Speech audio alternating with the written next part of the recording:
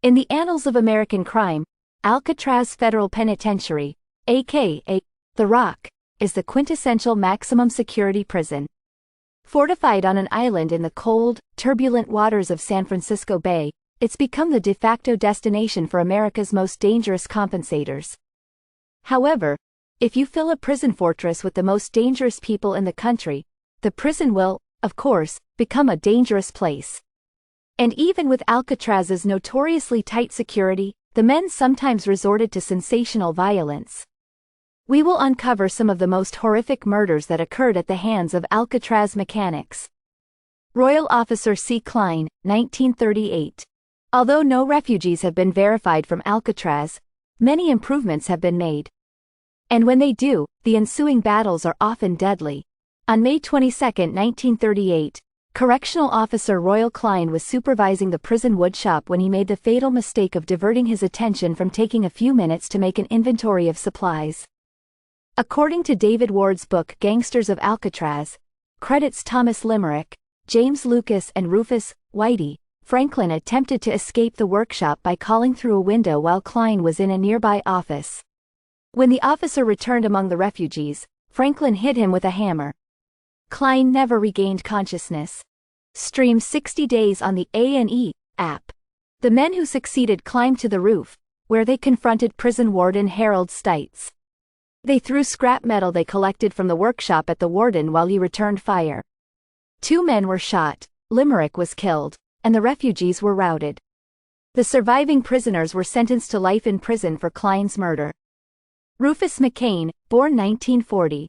Like Klein's murder, Rufus McCain's murder stemmed from an attempt to escape from Alcatraz. However, while Klein was a keeper, McCain was a winner. He attempted to escape from Alcatraz with 2 other contractors on January 13, 1939. But like all escape attempts from Alcatraz, the prospect failed and one of his co-conspirators, Arthur Barker, was shot and killed by guards during the attempt. Less than a year later, another surviving escapee, Henri Young, stabbed McCain to death with a sharp spoon. He never explained his motives. In 1995, McCain's murder, and Young's subsequent trial, became the basis for Murder in the First, a film starring Christian Slater. According to author David Ward, Young's defense team attempted to claim that conditions at Alcatraz were so inhumane that they drove him to commit murder. They put the agency on trial, Ward said. Both put the agency on trial. In Young's case, that defense failed. He was convicted of murder. Maurice Herring, 1942. Other Alcatraz killers found more sympathetic juries. One notable case involved the murder of Maurice Herring, who had been fighting in the bathroom with inmate Cecil Snow.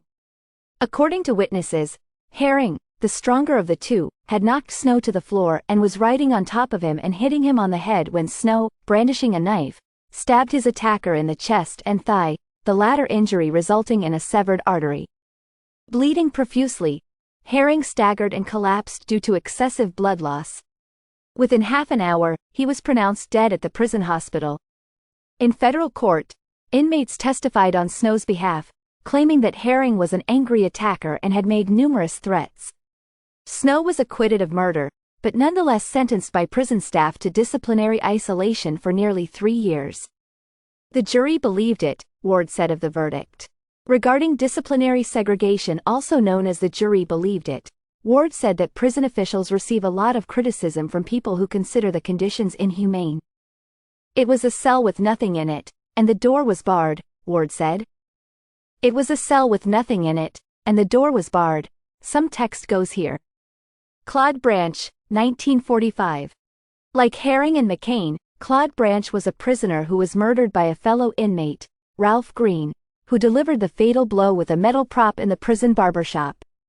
Unlike the previously mentioned victims, Branch initially looked like he would survive, only succumbing to his injuries after 2 days. However, during his moments of sobriety, he was so reluctant to complain to the government, even his own killer, he denied to Alcatraz officials that a fight had occurred. Ward saw Branch's refusal as emblematic of the convict code of conduct that was Alcatraz's norm. Ward explains the principles of the code. You must not do anything that interferes with the play or activities of other inmates. You should not do anything to help the staff. You should be quiet and alone.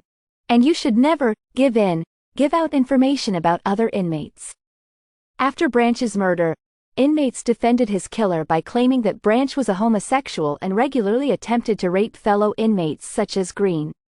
As in Herring's case, the jury found Green not guilty, after which prison staff sent him to solitary confinement for 4.5 years. Officers William Miller and Harold Stites, May 1946. It was the bloodiest confrontation between officers and prisoners in Alcatraz history. The Battle of Alcatraz, a 3-day incident in which Alcatraz inmates held prison guards hostage in prison cells and exchanged long shots with rescue teams. The takeover attempt was masterminded by bank robber Bernard Coy, who, working with other inmates, overpowered a guard and then quickly gained access to the prison's stockpile of weapons and ammunition, allowing them to effectively take over the prison. The plan, as originally designed, required using a key to get out of the cell block and onto the docks, where the prisoners would board a boat to San Francisco and be free. Officer Miller, who was being held hostage, hid the key from the prisoners in the holding cell toilet. Miller and several other prison guards were shot and tortured by inmates while chasing the key. Miller died from his injuries, but not before he managed to identify the killer as inmate Joseph Kretzer. Officer Harold Stites, who helped neutralize the escape attempt that claimed the life of Officer Royal Klein, was shot to death in a shootout between guards and inmates. Coy also died, along with 2 other inmates. The 3 surviving conspirators were tried and convicted of the murders, after which they tried to escape again. Thank you for watching. Help the channel grow by liking, commenting, subscribing.